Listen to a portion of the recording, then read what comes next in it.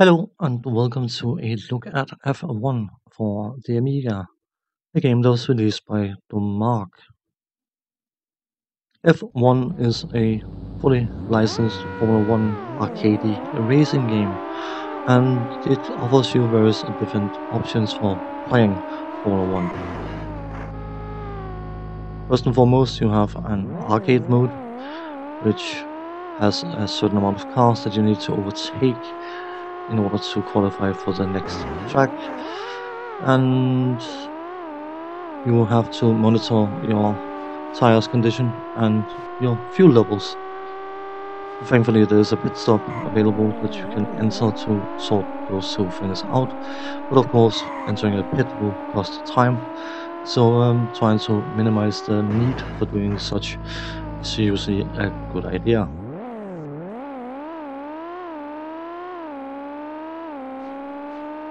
You fail the mode by failing to overtake enough cars by the end of the stage, or by smashing up your car or running out of fuel.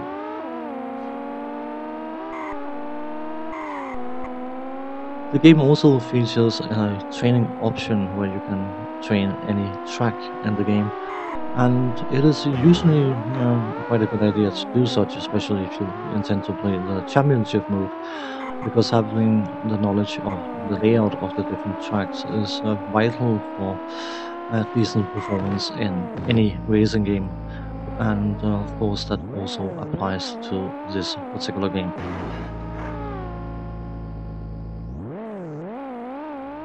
The Formula One season mode offers you various different choices as to how you want to play the championship.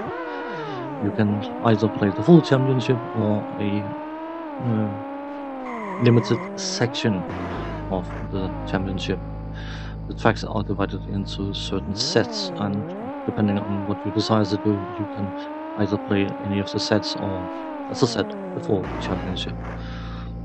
The game does offer a save mode, so you can save the game and won't have to do it all in one go. The game comes with 4 different difficulty settings, one of them very easy, and on the other end, not so very easy, and of course, 2 difficulty settings in between that. You can set to play with manual or automatic gearbox, and anyone who's played any racing game ever will probably know that the manual gearbox is more efficient once you can get used to it, but initially the automatic gearbox is perfectly serviceable. Then you also have the option to set the wing. You can choose between a low, medium or high setting, and of course it dictates how much downforce you have, but also directly affects top speed. High downforce is reducing your top speed, but improves grip, and low downforce increases your top speed but reduces grip. So it is a track by track decision that has to be made, but also down to personal preference. Then you have tire choice.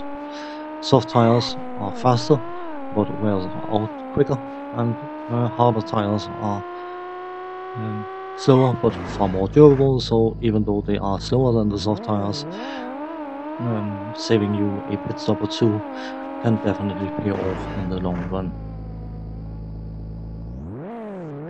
The game is played using either mouse or joystick, and from my experience it definitely feels like the game wants to be played by using the mouse, because the joystick controls can be a bit sensitive.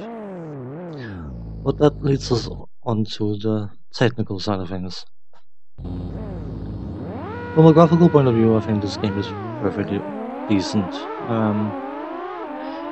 The layout of the track seems fairly accurate as to what you would expect the tracks to be. The opposing cars, they are basically 2 colored. They have the color for the tires and whatever team color the vehicle belongs to. You could perhaps decide a bit more detail on that regard, but it it works. It's perfectly okay. Side objects are what they need to be. They are a bit basic, but you're not supposed to be staring at them. You're supposed to be blasting past them at 200 miles an hour, so no complaints in that regard. The sound side of things, the music, title music is quite funky and very enjoyable to listen to, but it's not necessarily a piece of music I would seek out to listen to, but I'm quite happy listening to it, um, playing the game. The in-game sound effects, the predominant sound effect, of course, will be the engine sound, and Formula One cars operate at a very high rev range, so they tend to sound a bit whiny, uh, and I guess that is perfectly acceptable and understandable, and as such, that sound effect is appropriate for the game. I haven't tried to smack into something driving at 200 miles an hour, so I don't know how that sound would sound, but I assume that the hitting objects sound is fairly fitting for the game, and as such, I don't really have any complaints. Steering, as I was mentioning before, it feels like it's aimed for the mouse control, which you may or may not enjoy. Um, it can feel like the range from full acceleration to a full stop, and the side-to-side steering on the joystick is incredibly tight,